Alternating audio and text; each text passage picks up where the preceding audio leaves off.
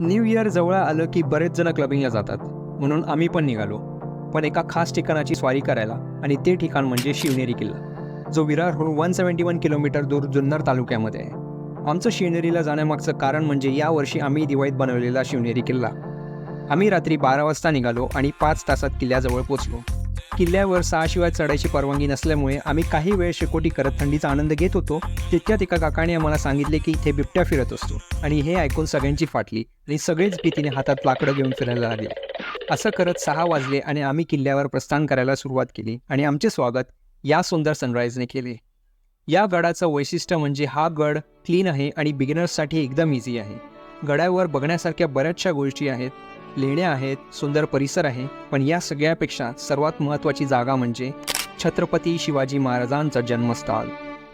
तिथे एक वेगळीच ऊर्जा होती, ज्याबद्दल मी शब्दात व्यक्त नाही करू शकणार. म्हणून तुम्ही सुद्धा नक्की व्हिजिट करा आणि रिमाइंडरसाठी या व्हिडिओला सेव्ह करा.